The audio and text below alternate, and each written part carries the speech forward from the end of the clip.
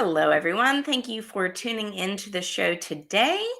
Today's topic is collaborating with confidence. Today, I have the pleasure of interviewing Keith Wright. Keith Wright is the founder and managing director at Wright Consultancy. He's based out of the United Kingdom. And when I think of somebody who is a great collaborator, communicator, and networker, I think of Keith. So, Keith, welcome to the show. Hi, Tara. Thank you so much. Pleasure to be here. Absolutely. So, collaborating with confidence. You and I met on LinkedIn. We hit it off instantly. You bought my book. And I remember you had a post that talked about collaborating. You said, stop and collaborate. And I think it was around the same time you were reading my book and noticed the part about collaboration over competition and how important that is. But you also went to a networking event and had a lot of success at that networking event because you had this open mind, collaborative approach, not a competitive one.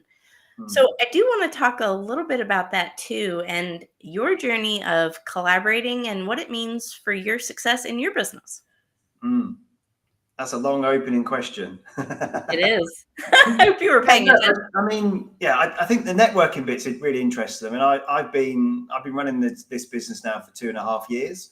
I was in a long corporate career prior to that, and I think when I stepped away into this amazing world that we operate, and live in now, where there's so much, we're at a point in history that there's never been more, great people on this planet, so much resources, there's funding, there's opportunities, and they're all out there. But unless you're curious and consistently make a point of being open-minded, and I say curious about the connections you have. I mean, I'm sure our meeting was from someone I met who met somebody else who introduced me. So you kind of go, look, you never know. You never know who you're going to bump into.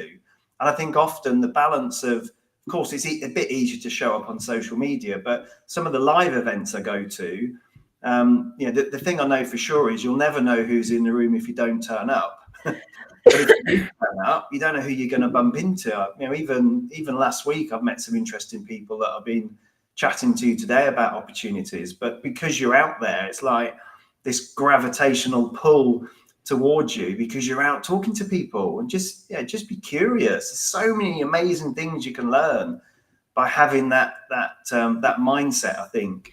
And I'm only one person. The power of the network. In fact, someone on TikTok today just messaged me and went, "Oh, do you do finance in property?" And I went, "No, but I've got 2 people in my network that do. I can make an introduction."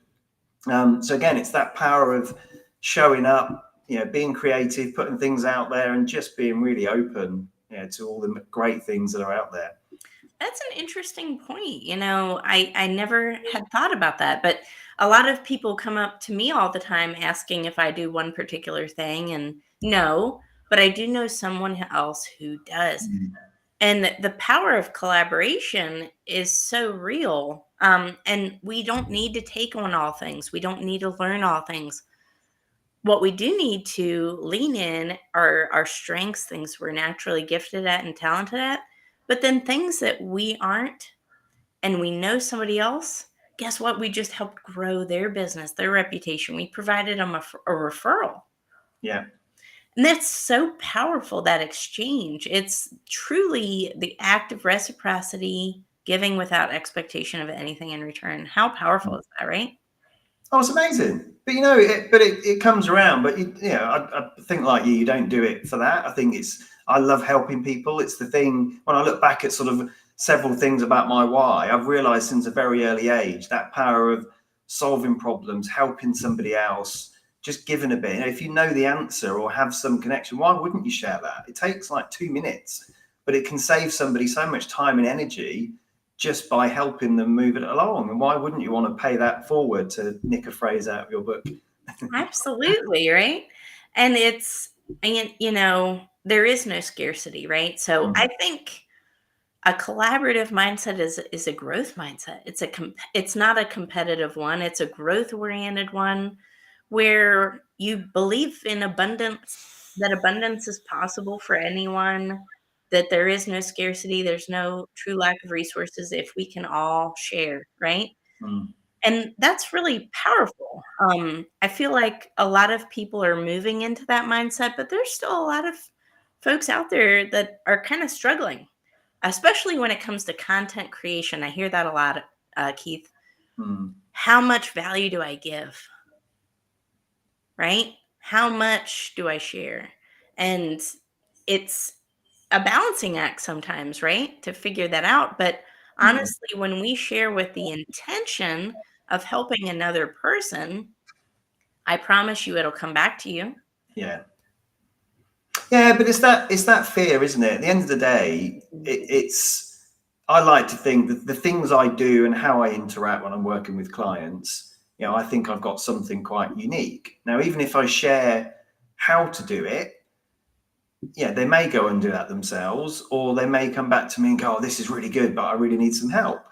And at the end of the day, there is so much information out there. I've got my next post link about to go probably tomorrow morning, actually, where I've just learned some amazing stuff on TikTok today.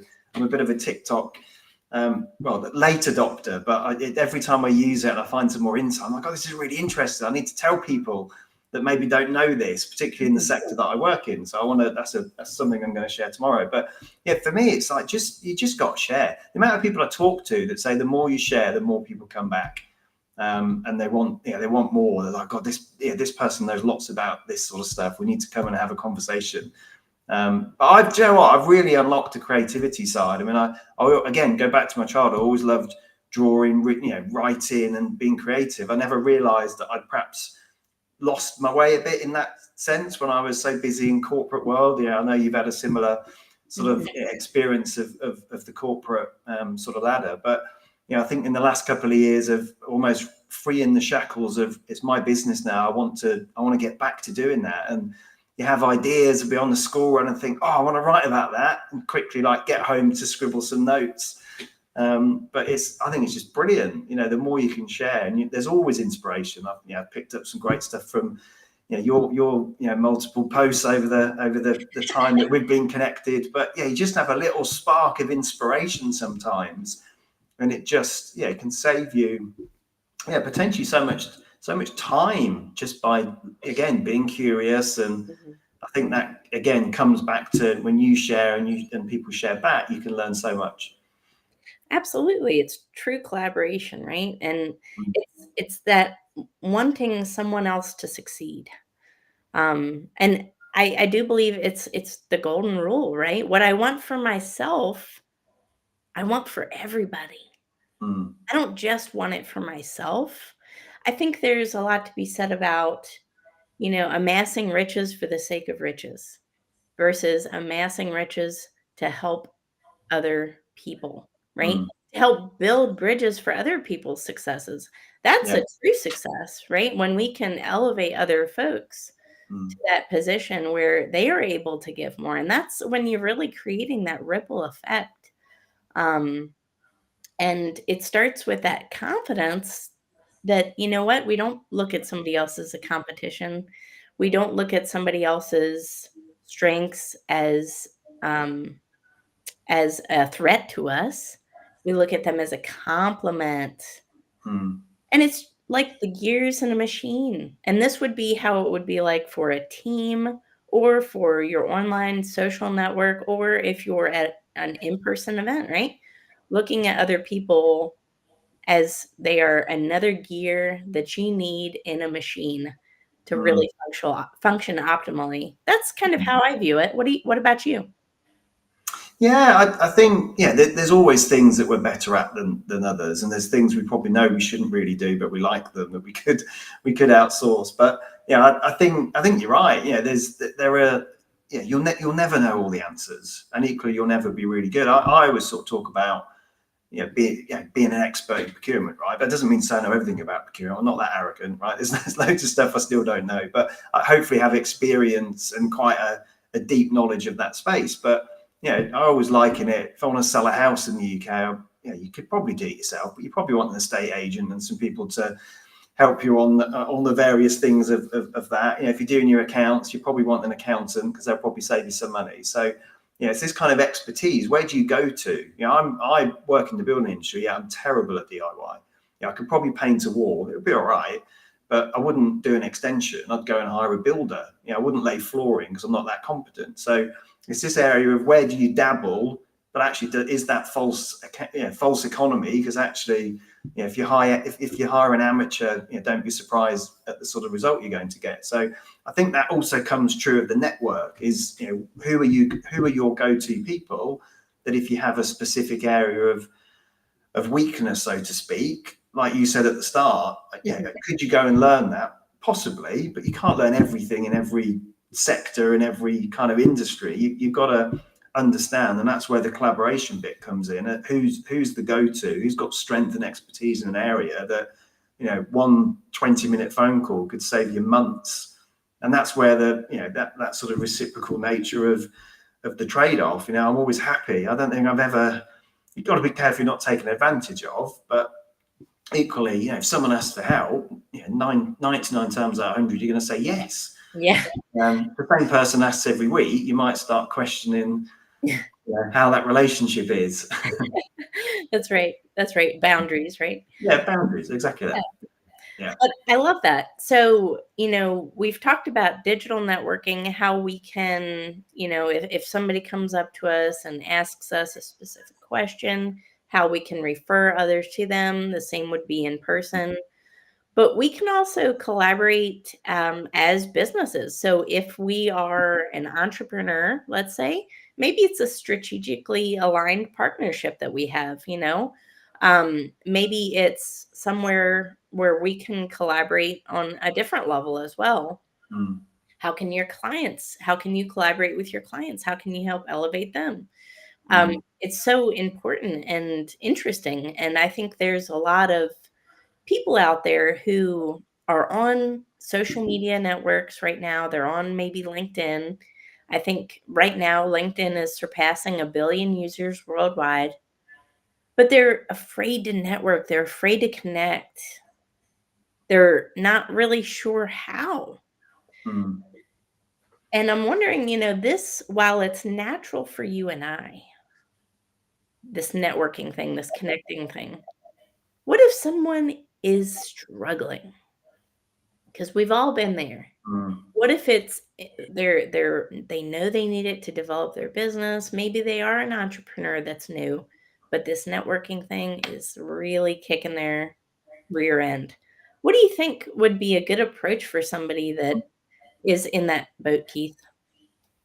Yeah, I think you've got to come from a place of, I think, genuine interest. I think this danger of I'm doing something because I want something back. You know, it kind of, you can see it a mile off. You know, I'm sure, like my inbox, you know, and I don't mind it because business needs to be done. So LinkedIn is about B2B, right? So I don't mind people, you know, politely and professionally asking if you want to buy something, but there's some you just read and think, oh, that's not very good. So I think it comes back to, you know, follow some people that are interested. You know, if you take a business, you know, and I look to businesses that do similar things in my space. You know, who's, I don't know, 50 times better than you? You know, who's the go-to? Who's where you'd like to be in the next 3 to 5 years or even 10 years? You know, go and find those people. And, you know, start not stalking them, don't be a weirdo, but, you know, have a look at what they're doing, you know, how are they posting, how are they interacting, you know, read their posts, comment on their posts, you know, send them a message and just say, really like what you did, you know, I found these things really interesting, because actually that's genuine connectivity for me. And that's more likely to be sticky. People are more likely to go, oh, thank you, you know, I really appreciate that. So I think, you know, just starting to be consistent, and actually consistency is the other thing. It's, you know, I know you're a big believer in this, and you're like me in terms of pretty much every day, you know, religiously posting on this stuff. And I think people like to see you show up consistently. And I think if you're posting good content, commenting on others, interacting with people that are, you know, you admire and respect in your field or in areas that you'd like to grow into, then over time that makes a big difference. And, you know, I've done a lot of work in the last 18 months on my profile on LinkedIn, building the network. I'm still nowhere near your, hedonistic state, Tara, in terms of your followers, but I'll get there. But that comes from hard work and consistency. Doing it every day in, day out, being consistent, showing up, being in the right place. People will notice you, and that's a big thing, really big thing. I love that.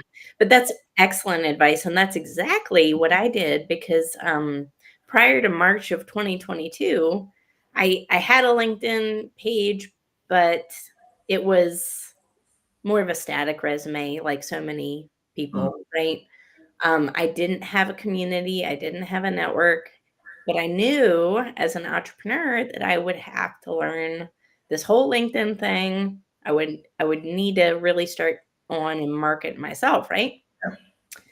And that's how I reached out to people initially was I reached out to them with curiosity. I started asking them questions. And I started putting my pieces of vision, what I had for the future, on paper and really setting some clear goals and then identifying people that were already hitting those marks, just like you said, it's golden advice.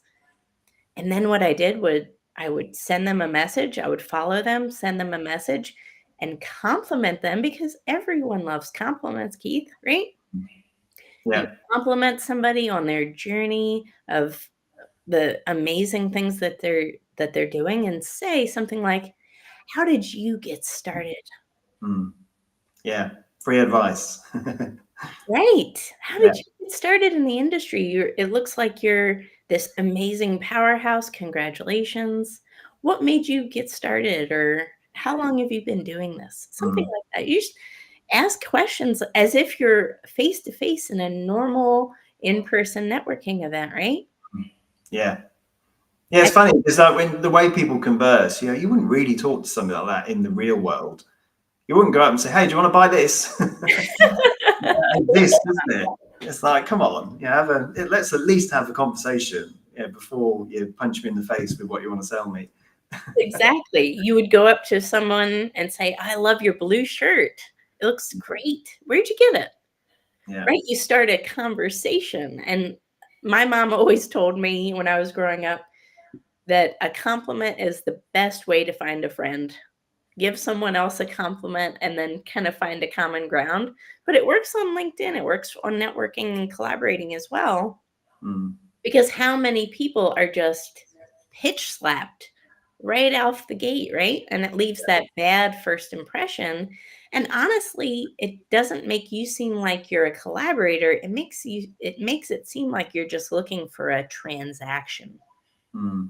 And it feels very transactional. Whereas if you come off as a collaborative, with collaborative language, with that growth mindset, with coming with curiosity, Yeah. then it seems like you're not there just to sell them something. And it's, you know what? It stands out and it kind of separates your brand from the others, don't you think?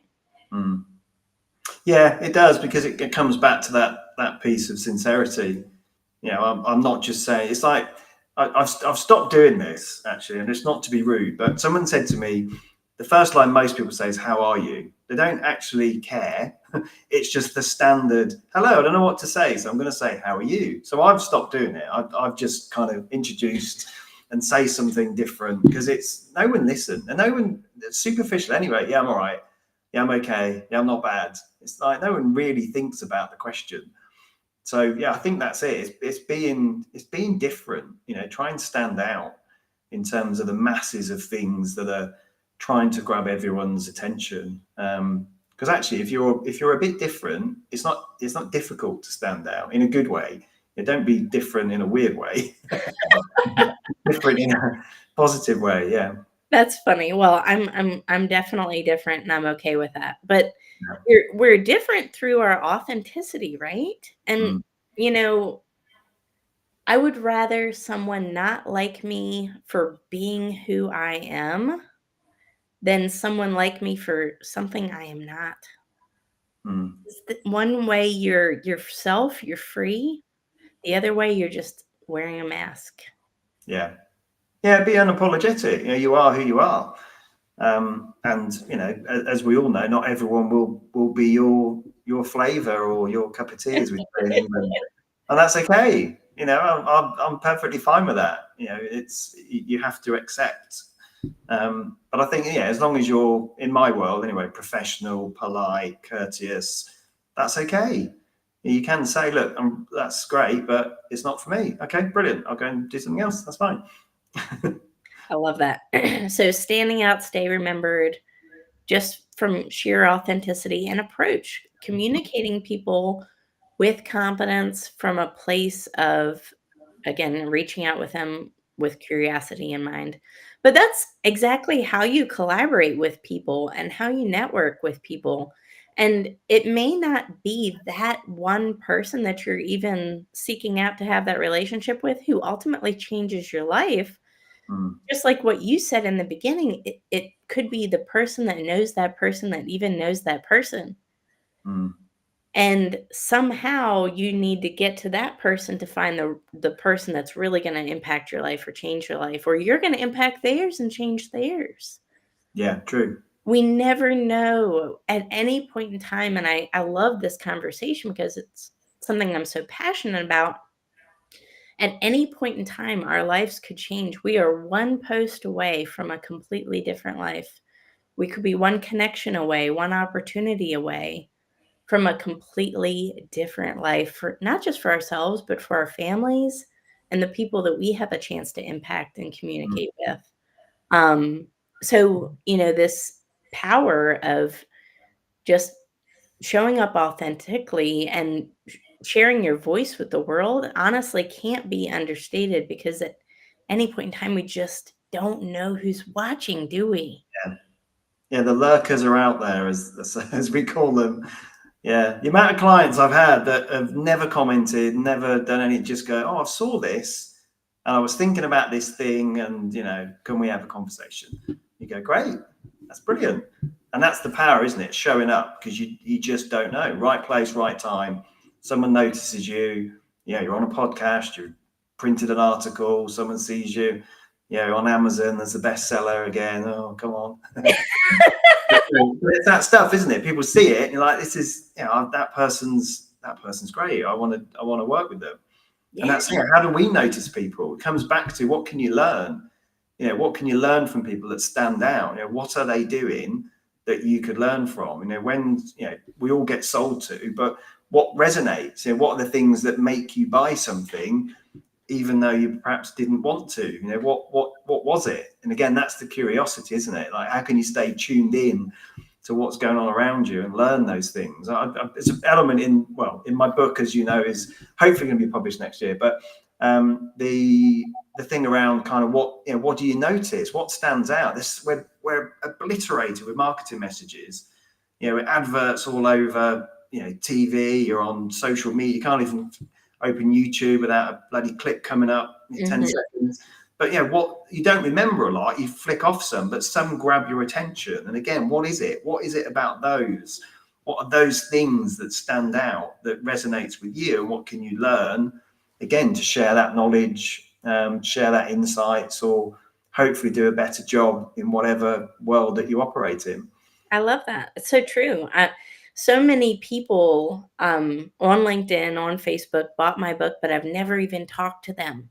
But they would send me a message after they bought the book with a picture of the book. And I Yeah. never talked to this person before. Some were even second degree connections. Mm. So the power of just sharing your message, sharing your story, showing up authentically, but showing up. You've got to show up. You could be the absolute best at whatever it is that you do, but if no one knows you exist and they can't find you, then someone else is going to get that piece of business. Sometimes it's just a matter of staying at that top of mind awareness so that people know you Mm. are here and what you do. I think that's really important, that repetition. Yeah. So key and elemental, don't you think? Yeah, for sure. Well, you think in the real world, you go shopping on the high street and 4 stores are open and one's closed. There's a strong chance that business isn't going to get any or it isn't going to get any work. So I talk to clients about the online space because it's in building materials, it's still a relatively low percentage, quite a traditional market. But I think if you're not there, you're definitely not going to get any sales.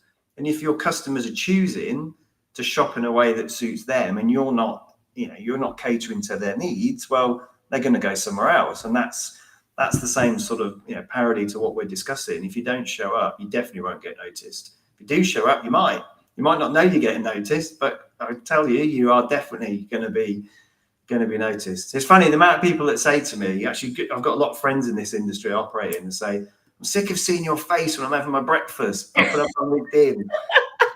Someone commented me yesterday on my puzzled face, because I had a brand shoot earlier in the year, and some of it like a bit more comedic sort of pictures. But I love your thinking face. It makes me laugh. I thought, well, there you go. You're getting noticed. It's very rare that I think, you see. So actually getting captured on camera is quite good. I love it. No, I love your brand pictures. I think they look great. But that's, part of it too, showing up authentically, but making sure people know what you look like, right? So appearing on video, appearing with pictures, all of that is really important because that builds your credibility, builds your authenticity. People feel like they have more of a connection to you if they can see your eyes, right? If they can see your eye contact and make eye contact with you. But that repetition, just continually showing up and in different kinds of formats, posts that are typed, pictures or video, even better, short and long form, gives people an indication of what it's like to network with you, collaborate with you, work with you before they even reach out to you. How powerful is that? So at any point in time, our dream client or our dream networking prospect or whoever could be looking at this and saying, that's the person I want to work with. Yeah, it's that thing of know, like, and trust, isn't it? It's why, when you hear celebrities talk, it's like someone walks out and goes, oh, hi, John. And they've got no idea who this person is. But because they've seen them everywhere, you have this association with people because, you think you get to know them. And you're absolutely right. I think back to investing in some of that professional photography, I was just using everybody else's stuff, and I thought, who wants to see me? But actually, when you realize, you think, well, it is me. I'm the business, right? It's my business. So why wouldn't people want to see me in association with these things? And I think it is that repetition. It might be a bit of a jar. There's bloody Keith again when I'm having my Weetabix, but that's good. People are recognizing that you're showing up consistently and hopefully sharing good stuff that people see. It isn't just about growing my business, it's about growing the industry that I love. The building industry. It's about sharing things that I'm passionate about in the world of procurement. It's about sharing, things I've learned, in terms of various different things that I do. And, like you said, hopefully people pick that up. And if it makes them even just 1% better, then, why not? Why wouldn't you want to do that? It's great. Exactly. I love that. I want to take some time as well, because you're a big fan of the book. I am. I want to take some time to ask you, any favorite parts of How to Grasp Confidence and Own Your Power, or anything that that you have started to implement in your life based on the book? Anything like that, Keith? Yeah, I think it's really powerful. I mean, a big compliment to you. And as I said, I've said this to you before, but seeing you go on this journey with it is amazing. I mean, talk about manage your own PR and get out there. It's like you're trying to run for the presidency or something. Maybe in the future. Well, why not? But no, I think I showed you this before, but this is the one I posted about. I don't know if you can quite see; it's probably backwards. But my gratitude journal, and I did a TikTok on this, and then I went on LinkedIn with it. And it had like 5,000 views on LinkedIn, and people commented, "Oh, I saw your LinkedIn. It was great. I love that you talked about this, with your kids or something." And that's probably the most powerful thing, and it's become a habit.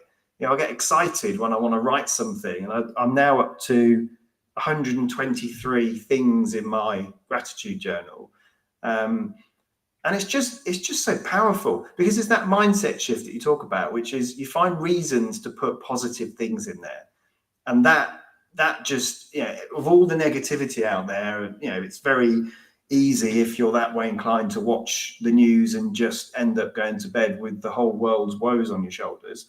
But this is about finding things to be grateful for. And I've got little things like getting up and my daughter had maybe breakfast. And you think, oh, that's really cute. That's really thoughtful. What a kind thing to do. Or, going out for lunch with my wife, or just lots of things. Some business, some pleasure, just all sorts of things. Or just like I got caught in a rainstorm the other day walking the dogs, and I smiled because the biggest rainbow appeared. And I thought, I'm getting soaked, but I don't care because look at that. It's amazing. So yeah, that's probably the most powerful thing. And I'm not going to lie. I thought at first, oh, this is a bit cheesy. This isn't me. This stuff doesn't work. But because I'm open-minded and curious, I gave it a go, and I got addicted to it. And it's like, this is brilliant. And there's loads in the book, but that's probably the biggest thing that's kind of stood out, I think, is sharing that sort of stuff. And I think when you get into that positive, I'm always pretty positive anyway, but you have your times, and you're an entrepreneur, you can have some days where you think, what am I doing? Is this actually working? But going back and reading some of this stuff and just taking a step back, you go, bloody hell, I'm surrounded by some lovely things every single day. And it's then not difficult to capture those moments, particularly when you write it down, because we move at such pace in our lives that you forget some of those little moments. And that's when you go back, you get the feeling again, like, oh, I remember that. Or my daughter doing a little silly dance on TikTok and me giggling, watching her through the door. And you kind of write it down and go, oh, that was funny. That made me laugh. That's really sweet. That's nice. And I think you said that you enjoyed the book because there was actionable tips at the end of every chapter, and actionable things that you could do at the end of every chapter. Yeah. And I've heard that feedback from a lot of people as well, that it's not just words. I want you to put it into action. And like you said, kind of make it a lifestyle change to where you're consciously, intentionally thinking about this stuff all the time. Yeah. Powerful, powerful. But Keith, thank you so much for being on the show today. Thank you for being as well a loyal follower of the book. I appreciate that. But if anybody needs to reach out to you, what is the best way they can get a hold of you? Yeah, probably. I mean, LinkedIn's where I tend to frequent quite often. So obviously, Keith Wright, you'll find me on there. When I am on TikTok as at the procurement expert, or the website. So www.kwrightconsultancy.co.uk. There's some links on there. There's some free stuff on there too if you want to have a look at benchmarking your business in terms of procurement health. There's some free scorecards and stuff that gives you some simple little reports. So yeah, but probably any mix of those contact details. But no, it's been great. I think it's as I said, credit to you for you're the epitome of making things happen and reading, and you're very honest. Brutally honest at times. You think, wow, you've been through some tough times, but look at you now. And I'm hoping to be in Nottingham with our good friend Gary in January for your TED. You've got to come see me on stage. I'll have a big banner. Go, Tara, yes. Go. I need some friends in the audience, right? So I don't pass out from. We'll have a couple of good English pints lined up for you afterwards. I've already started planning it in my head. I'm ready for you guys to take me to some good pubs while we're there. That's awesome. Yeah. Well, thank you so much, my friend. It was a pleasure. And thank you for everyone who tuned into the show today. We will catch you on the next episode.